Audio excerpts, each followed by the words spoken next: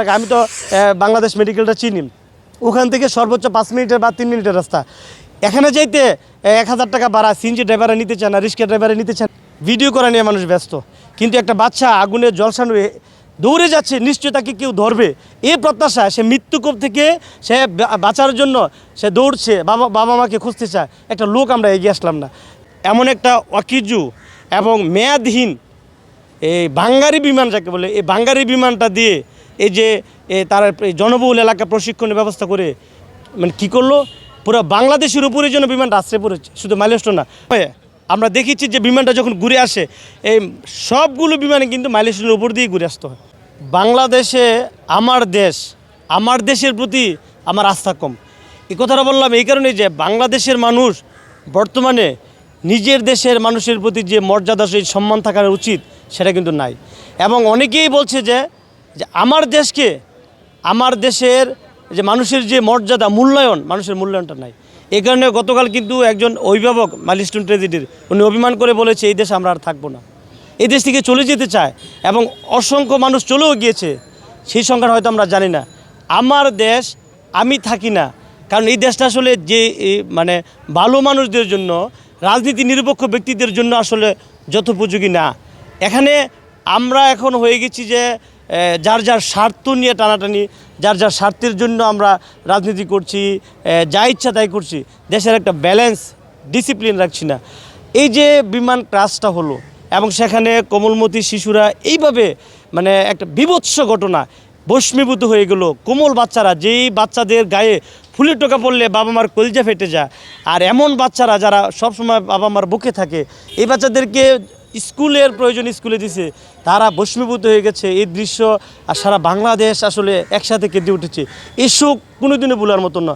আমরা আগে দেখেছি যে ফিলিস্তিনিতে বাচ্চাদেরকে নিহত হতে দেখতাম, যে দৃশ্যগুলো দেখে সারা বিশ্ব কাঁদত। আজকে দুর্ভাগ্য যে বাংলাদেশে এমন একটা অ্যাক্সিডেন্ট ঘটলো, যার দৃশ্য সারা বিশ্ব দেখলো। এবং আমরা যারা বাংলাদেশি মানুষ, এই সুখ, আমাদেরও সন্তান আছে, এই আমাদের সন্তানের দিকে যখন আমরা তাকাই, তখন ওই বাবা মার দিকে খেয়াল করি যে তারা কিভাবে এই সুখ সহ্য করবে। এই সুখ সহ্য করার না, এই জন্য দায়ী কিন্তু অবশ্যই রাষ্ট্র এবং প্রশাসন। আর কারণ হলো বিমানের যে রান হয়ে আমরা দেখেছি যে বিমানটা যখন ঘুরে আসে, এই সবগুলো বিমানে কিন্তু মাইলস্টোনের উপর দিয়ে ঘুরে আসতে হয়। তো মাইলস্টোনের এই স্কুলটা এমন একটা জায়গায় স্থাপন করা হলো যেখান দিয়ে বিমানটা আসলে ঘুরে আসতে হয়, এবং এই মাইলস্টোন স্কুলের উপর দিয়ে আসতে হয়। তখন স্কুলটা অনুমোদন দেওয়ার আগে কি প্রশাসন চিন্তা করা দরকার ছিল না যে এখানে হাজার হাজার কোমলমতি বাচ্চাদের স্কুলের স্থান, এখানে এনে একটা সমস্যা হওয়া মানে দেশে মানে সারা বাংলাদেশের পালস অনুভূতি এখানে। তো এই মাইলস্টোনের স্কুলটা এমন একটা জায়গা স্থাপন করা ঠিক হয়নি। আর দ্বিতীয়ত, যেসব দায়িত্বশীল লোকেরা এমন একটা অকিজু এবং মেয়াদহীন এই বাঙ্গারি বিমান যাকে বলে, এই বাঙ্গারি বিমানটা দিয়ে এই যে তারা জনবহুল এলাকা প্রশিক্ষণের ব্যবস্থা করে মানে কী করলো, পুরো বাংলাদেশের উপরে যেন বিমানটা আশ্রয় পড়েছে, শুধু মাইলস্টোন না, পুরো বাংলাদেশের মানুষের বিমানটা আশ্রয় পড়েছে। আজকে আমরা রক্তাক্ত ক্ষতবিক্ষত। গতকাল আমি 2-3 বার বান ইউনিটে গিয়েছিলাম। আসলে এই দৃশ্য নিজের মানে সহ্য করার মতো না, পরিস্থিতি এতটাই ভয়াবহ। তাহলে এই জন্য কি কোনো কর্মকর্তা পদত্যাগ করেছে? এবং কারা চিন্তা করলো না যে যেই বিমানটার একটা মানুষ যদি 70-80 বছর বয়স হয়, আমরা মনে করি যে কোনো সময় চলে যেতে পারে, যদিও মানুষের মৃত্যুর কোনো সময় নাই, কিন্তু তারপরও বয়স একটা ম্যাটার। বসুন্ধরা টিস্যু, অশুদ্ধতার বিরুদ্ধে এক বিন্দুও ছাড় নয়। আর এই বিমানটার এত পুরনো এবং বাঙ্গারি হিসেবে বিক্রি করার কথা, সেই বিমানটা দিয়েছে এবং জনবহুল এলাকায় নিশ্চয়ই কোনো দুর্ঘটনা ঘটতেই পারে। তাহলে এই যে আমাদের দায়িত্বশীলদের অবহেলা, নেগলেন্সি, তাদের বিরুদ্ধে আইনগত ব্যবস্থা নেওয়ার জন্য আমি অনুরোধ করছি, এবং দ্রুত তাদের গ্রেফতার করে দৃষ্টান্তমূলক শাস্তি দেওয়া উচিত। তাদের অবহেলার কারণে আজকে প্রায় সারা বাংলাদেশ কেঁদে উঠছে এবং কাঁদছে, এ ক্ষত পূরণ হবার নয়। এবং অসংখ্য যখন ঘটনা দেখি, যে পাইলটটা নিহত হয়েছে তার স্ত্রী 6 মাস আগে বিয়ে হয়েছে, এমনকি আজকে দেখলাম যে এক সন্তান মারা গেছে, এই সন্তানের সঙ্গে মাও মারা গেছে। এবং এইভাবে প্রত্যেকটি ঘটনায় আমরা মিডিয়া বাইরে ফেসবুকের মাধ্যমে আমরা দেখি আমাদের সন্তানেরা, এবং আমরা ঘুমাতে পারছি না। তাহলে এই পরিস্থিতিটা সৃষ্টি হলো শুধুমাত্র এই আধুনিক যুগে, এই 25 সালে, যেখানে সারা বিশ্ব যখন কি আল্ট্রা মডার্ন, সেখানে এসে এমন নির্বোধ, এমন এক ধরনের মানে কাণ্ডজ্ঞানহীন পরিচয় দিয়েছি আমরা এমন একটি অকিজু বাঙ্গারি বিমানকে উঠতে দিয়ে। তাহলে আজকে বাংলাদেশে আমরা যে জিনিসটা দেখছি যে একটা আমাদের মানুষের দাম নাই। আসলে রক্ত দিয়ে এই দেশ স্বাধীন করেছি, যে মানুষের শুধু সম্মানের জন্য, অধিকারের জন্য কথা বলার জন্য। কিন্তু বাংলাদেশের মানুষ আমাদের কোনো অধিকার, মর্যাদা, সম্মান আমরা পাচ্ছি না স্বাধীনতার পর থেকে। আর আপনি দেখেন মানবতা বাংলাদেশ থেকে যেন দিন দিন উঠে যাচ্ছে। আমরা মানুষ হিসেবে মানুষের, ভাই হিসেবে ভাইয়ের মিনিমাম আন্তরিকতা নাই। আপনি দেখবেন রাস্তায় যদি কোনো মানুষ মারা যায় কিংবা কেউ অ্যাক্সিডেন্ট হয়, কেউ বিপদগ্রস্ত, কেউ এগিয়ে আসে না। আরে একই বাংলাদেশের মানুষ, আমরা বাংলাদেশি মানে আমরা ভাই, কিন্তু একজনের বিপদে আমরা এগিয়ে আসি না। এর চেয়ে বড় বর্বরতার কী হতে পারে?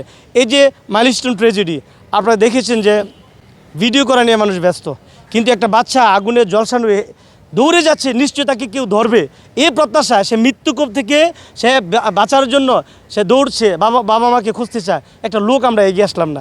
তাহলে এই রিক্সা ড্রাইভাররা, এই সিএনজি ড্রাইভাররা, তারা 2000-3000 টাকা, আমি তো বাংলাদেশ মেডিকেলটা চিনি, ওখান থেকে সর্বোচ্চ 5 মিনিটের বা 3 মিনিটের রাস্তা, এখানে যাইতে 1000 টাকা ভাড়া সিএনজি ড্রাইভারে নিতে চায় না, রিক্সা ড্রাইভারে নিতে চায় না। আরে ভাই, সবারই তো সন্তান আছে। আমরা যদি এমন বিবেকহীন হয়ে যায়, এমন মনুষ্যত্বহীন হয়ে যায়, আর মানবতা যদি আমাদের মাঝ থেকে হারিয়ে যায়, তাহলে আগামীর বাংলাদেশের জন্য কি বার্তা বই আনছে? আমরা কোন বাংলাদেশকে দেখছি? আমরা বারবারই এই বাংলাদেশটার জন্য রক্ত দিচ্ছি, জীবন দিচ্ছি। আসলে কি আমরা কাঙ্ক্ষিত লক্ষ্য অর্জন করতে পারছি? সে 72 সালে, সেই 71 সাল থেকে অদ্যবধি পর্যন্ত রক্ত রক্ত রক্ত, জীবন, লাশ, এর মধ্যে দিয়েও আমরা ন্যায় বিচার পাচ্ছি না। আমরা মানুষের মূল্যায়ন পাচ্ছি না, মৌলিক অধিকারগুলো পাচ্ছি না। মানুষ হিসেবে মানুষের যে মর্যাদা বাংলাদেশে, সেটা একেবারে নাই। আপনি থানায় যাবেন, পুলিশকে টাকা না দিলে কাজ হবে না। আর পুলিশ মানে টাকা ছাড়া সে কাজ করবেই না। আমরা আইনজীবী, আমরা এটি আমি বাস্তব প্রমাণ। আমরা আসামি ধরাইতে পারি না, কিংবা একটা দায়িত্ব দিলে পুলিশ করে না টাকা ছাড়া। তাহলে প্রত্যেকটি প্রশাসনের সবখানে দুর্নীতি ব্যবহারে ছেয়ে আছে। অসৎ লোকেরা নেতৃত্ব দিচ্ছে আমাদের সমাজের। আজকে আমি মনে করি এই স্বাধীনতা যুদ্ধের শহীদরা যে জীবন দিয়েছে, একটি উদ্দেশ্য ছিল, একটি বাংলাদেশ, পুরো জাগ্রত জনতা, সারা বিশ্বের বিষয়ে তুমি আমার অহংকার, আমার দেশটা ভালো থাকবে। আসলে কি আমরা ভালো আছি? আমরা ভালো নেই। এই 53-54 বছরের পরও আমরা মানুষকে ভালো রাখতে পারি নাই। এই কারণে রাজনীতিবিদ, নেতারা দায়ী, এবং তাদের শাস্তিরা তো আনা উচিত। আমরা চাই, জনতার বাংলাদেশ পার্টি প্রত্যাশা করে যে মানুষের অধিকারের জন্য আমরা সংগ্রাম করছি, আইনের শাসন প্রতিষ্ঠার জন্য সম্মান করছি। আজকে বাংলাদেশে দেখেন, ধনীদের জন্য আইনটা ইজি, গরিবের জন্য আইনটা বড় কঠিন। আর ধনীরা টাকার কাছে মানুষ যেন বিক্রি হয়ে যায়। এবং সমাজে, এই যে গ্রামগঞ্জে দেখা যায় যে বিচারের আগেই গ্রামের মানুষ বিচার করে ফেলে টাকার বিনিময়ে। থানাতে গেলে পুলিশে 3-4টা গ্রুপ থানার মধ্যে বসে থাকে, আমাদের এই রাজনৈতিক নেতারা। আগে তাদের সাথে ঝামেলা, পরে পুলিশও ইচ্ছা করলে কোনো আসামি ধরতে পারে না, পুলিশ কোনো কার্যক্রম করতে পারে না। পুলিশকে থামিয়ে দেওয়া হয়, বাধা দেওয়া হয়, কিংবা হুমকি দেওয়া হয়।